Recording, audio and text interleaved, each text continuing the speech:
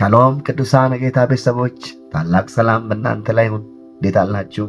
እግዚአብሔር ይመስገን ሰላም ነኝ። ይህ ቪዲዮ ወደ እናንተ በሚደርስበት ሰዓት በዚህ ቪዲዮ መልእክት እንደምትባረኩ ትልቅ ተስፋ አለኝ።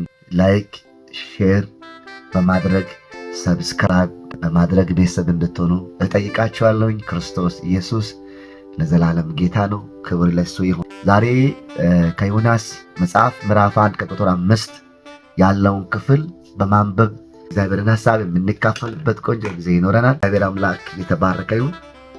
ዮናስ ምዕራፍ ቁጥር 5 ላይ እንዲህ ይላል፣ መርከበኞቹ ሁሉ ፈሩ፣ ያንዳንዱም ሰው ወደ አምላኩ ጮኸ። የመርከቢቱም ክብደት እንዲቀል በውስጧ የነበረውን ዕቃ ወደ ባህሩ ጣሉት። ዮናስ ግን ወደ መርከቢቱ ታችኛው ክፍል ወርዶ ተኛ፣ በከባድም እንቅልፍ ላይ ነበረ።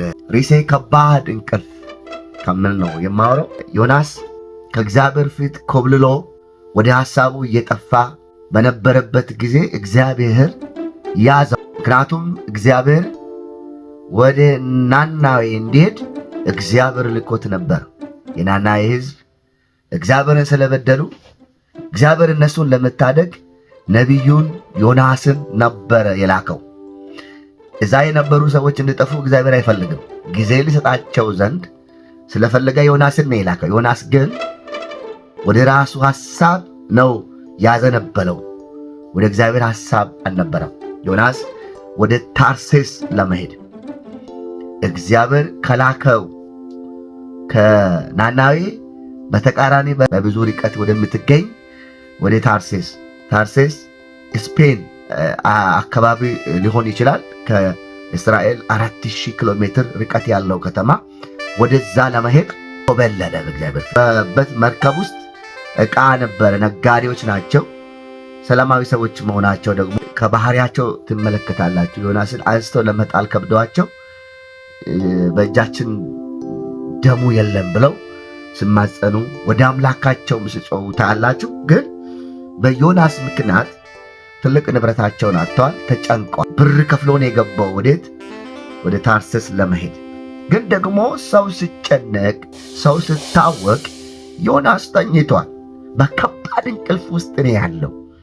የሚገርም ከሆነ እግዚአብሔር ከእንዲህ አይነት ነገር በእውነት በጌታ በኢየሱስ ስም ይገላግለን። አንዳንዴ ቤተሰቦቻችን ውስጥ በዙሪያችን ያሉ ጓደኞቻችን ሲታወቁ፣ ሲጨነቁ የማይሰማን ጊዜ ካለ ድንዛዜ ውስጥ ነን፣ እንቅልፍ ውስጥ ነን፣ መንፈሳዊ ድቀት ውስጥ እንደሆንን ተገናዝበን ቶሎ ንስሐ መግባት፣ ወደ እግዚአብሔር ሐሳብ መመለስ ደግሞ አለብን።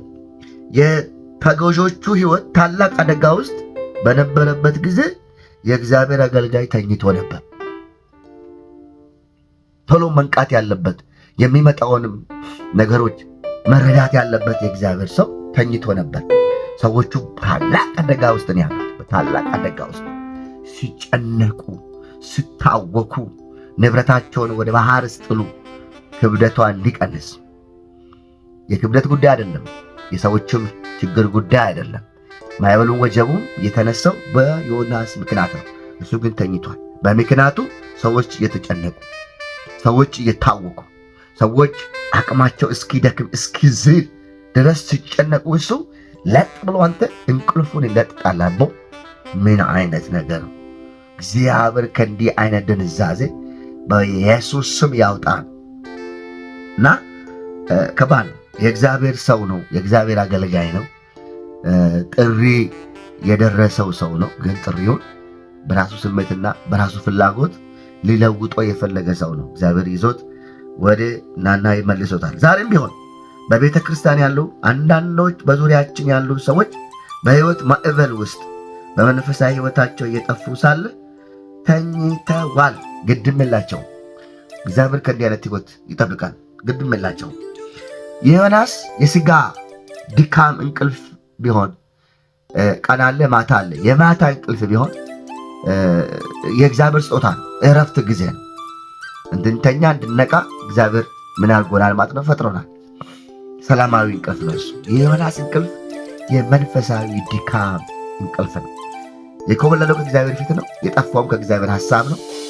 እግዚአብሔር ሐሳብ ሲፈልገው እሱ ግን ጠፍቷል። ስለዚህ ድካም ይዞ መንፈሳዊ ድካም ድንዛዜ ይዞታል። አይኑ ታውሯል። ከዚህ የተነሳ ምንም አይነት ነገር የሚሰማው ነገር የለም። ሰዎቹ እስኪቀሰቅሱ እሱ ምንም የተሰማውን ነበር። ቀስቅሰው ተኝተሃል እንዳንተ ስንጠፋ ይሄ ሁሉ ነገር ሲሆን አታውቅም እንዳንተ ይላል። ከተማው ስትረበሽ፣ አገር ስትረበሽ አንዳንድ ሰዎች ምንም እንዳልተሰማ እንደው አንድ ቀን የማይጸልዩ አንድ ቀንም ስጋት የማይሰማቸው የሰው ውድቀት፣ የሰው ሞት፣ የሰው መራብ፣ የሰው መራቆት ምንም የማይሰማቸው በራሳቸው ቢዝነስ በራሳቸው መንገድ ብቻ ያሉ ግን የተጠሩት ለሰዎች ለከተማ ለአገር የተጠሩ ሰዎች ግን በራሳቸው ስተዋል ማለት ነው። ቤተክርስቲያን ከራሷ ሐሳብ ወጥታ የእግዚአብሔር ሐሳብ ማገልገል ስትጀምር ሰው ይባረካል፣ ሰላም ይሆናል። እግዚአብሔር አምላክ ይርዳን። ዮናስ መንፈሳዊ እንቅልፍ ይዞታል። ከመንፈሳዊ እንቅልፍ የምንነሳበት ሰዓት አሁን ይሁን። መጽሐፍ ቅዱስ አንተ የተኛ ንቃ፣ ከሙታንም ተነሳ፣ ክርስቶስ ያበራልሃል። የሞተ የደነዘዘ መንፈሳዊ ድካም የያዘው አይነት እሱን እንዲለዋል፣ ተነሳ ክርስቶስም ያበራልሃል ይላልና ጌታ ያብራልን ወገኖች። እግዚአብሔር አምላክ የተመሰገነው። ዮናስ ግን የተኛው መንፈሳዊ እንቅልፍ ስለሆነ ከእግዚአብሔር ሐሳብ ርቆም ስለነበረ ምንም ግድም የለውም። አንዳንዴ ይተኛል፣ ይበላል፣ ይወጣል፣ ይገባል። ዙሪያው ግን ተረብሿል፣ ትርምስምስ ወጥቷል። ምንም የማይሰሙ ሰው ካለ ወደ እሱ ጤናማ አይደለም፣ እንቅልፍ ውስጥ ነው። እግዚአብሔር ያንቀን ወገኖች። የተጓዦቹ ሕይወት በታላቅ አደጋ ውስጥ ሆኖ እርሱ የአደጋው መንስኤ ምክንያት ሆኖ ምንም አይታየም። የችግሩ ዋነኛ ተዋናኝ ሆኖ እግዚአብሔር ርቆ የሰዎች ሐሳብ ውስጥ ንግዳቸው ውስጥ ንብረታቸው ውስጥ ገብቶ ሲያስጨርስ ትርምስምሱ ሰው ሲወጣ ንብረታቸውን ያን እንቁን ሀብታቸውን ማዕበል ውስጥ ወጀብ ላይ ስጥሉ ባህር ላይ ስጥሉ ጠጥ ብሏል። እኛ የበረከት ምክንያት የሰላም ምክንያት የእረፍት ምክንያት እንጂ የመጥፋት የመታወክ የችግር መንስኤ አይደለንም። ቤተክርስቲያን አይደለችም።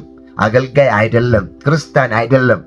ክርስቲያን ነገሮችን በእግዚአብሔር ሐሳብ የሚያረጋጋ በእግዚአብሔር ሐሳብ ነገሮችን የሚይዝ እንጂ በሰይጣን ሐሳብ ውስጥ ገብቶ በራሱ ሐሳብ ውስጥ ገብቶ ነገርን እያበላሻ እያጠፋ ደግሞም የጥፋት መንስኤ የሚሆን አይደለም። በዚህ ሐሳብና ተግባር ያላችሁ ንስሐ ግቡ፣ አስቡ። ዮናስ የችግሩ መንስኤ ሆኖ ሰዎች በእርሱ በኩል በተፈጠረ ችግር ሲሰቃዩ እርሱ